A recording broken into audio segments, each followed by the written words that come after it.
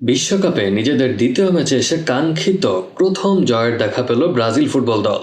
ফিলাডেলফিয়ায় Brazil football দল ৩-০ গোলের ব্যবধানে হারিয়ে দিয়েছে হাইতিকে।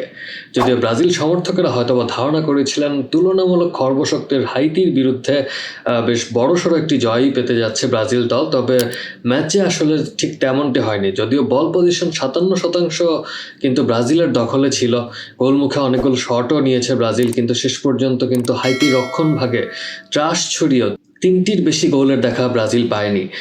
যদিও ২টি গোল অফসাইডের কারণে বাতিল হয়েছে, এর মধ্যে একটি ছিল রাফিনহার এবং অন্য একটি করেছিলেন এনরিক, তবে সেই ২টি গোল বাতিল হয়ে যায়।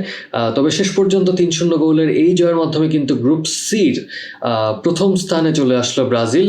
তারা মরক্কোকে পিছনে ফেললো, তবে এখনো পর্যন্ত ব্রাজিলের দ্বিতীয় রাউন্ডে যাওয়া নিশ্চিত না, তবে তুলনামূলকভাবে নিশ্চিত বলা যায়, কারণ অনেকগুলো গ্রুপে কিন্তু তৃতীয় দলও পরবর্তী রাউন্ডে যাবে। তাই ব্রাজিল অনেকাংশেই নির্ভর থাকতে পারে তাদের শেষ ম্যাচ খেলতে যাওয়ার আগে, যে ব্রাজিল বলতে গেলে তারা দ্বিতীয় রাউন্ডটা নিশ্চিত করে ফেলেছে এই জয়ের মাধ্যমে।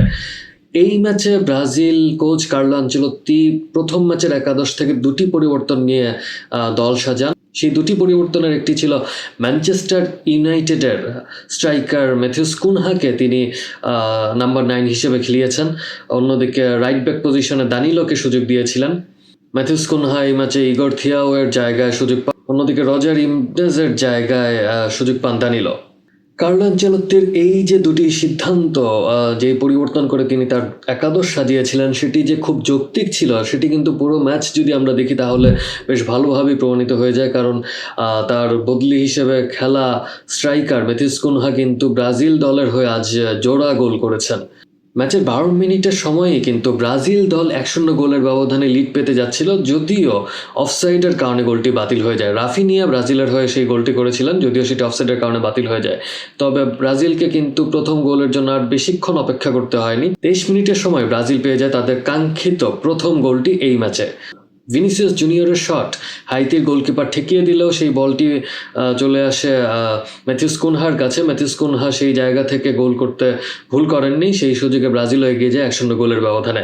পরবর্তীতে হাইতি বেশ কিছু আক্রমণ করার চেষ্টা করেছে, কিন্তু মধ্যমাঠের ওখানেই বলগুলো সীমাবদ্ধ থাকছিল, তাদের আক্রমণটা খুব বেশি ব্রাজিল ডিফেন্সে যেতে পারছিল না। এরপর ৩৬তম মিনিটে ব্রাজিল পেয়ে যায় তাদের দ্বিতীয় গোলটি।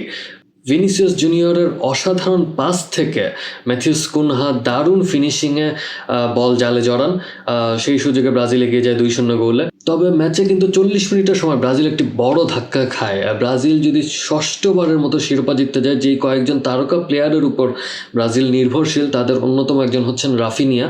তবে রাফিনিয়াকে কিন্তু ৪০ মিনিটের সময় ইনজুরি আক্রান্ত হয়, মাঠ ছেড়ে চলে যেতে হয়। তার জায়গায় কার্লো আনচেলত্তি মাঠে নামান রায়ানকে।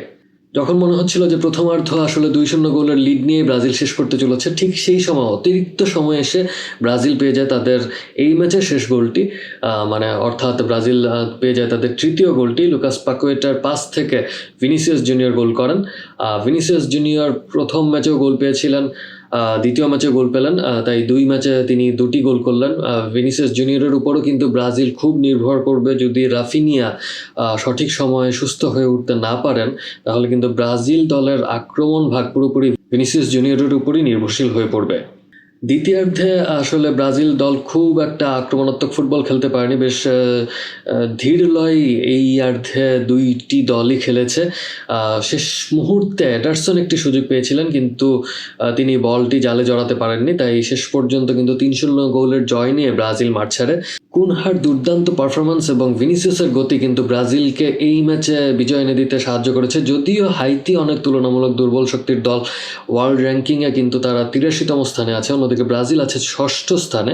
তাই খুব স্বাভাবিকভাবে এই ম্যাচটা ব্রাজিলেরই আসলে জেতার কথা ছিল, ব্রাজিল জিতেছেও। তবে সমর্থকরা হয়তোবা হতাশ হবেন, কারণ ৩ গোলের বেশি ব্রাজিল পায়নি এই ম্যাচ জুড়ে। অন্যদিকে এই ম্যাচের পরাজয়ের মাধ্যমে কিন্তু প্রথম দল হিসেবে বিশ্বকাপ থেকে বাদ পড়ে গেল হাইতি। দর্শক মণ্ডলী, আপনাদের কাছে ম্যাচটি কেমন লাগলো তা আমাদের কাছে কমেন্টসের মাধ্যমে জানাতে পারেন। ধন্যবাদ সবাইকে সাথে থাকার জন্য।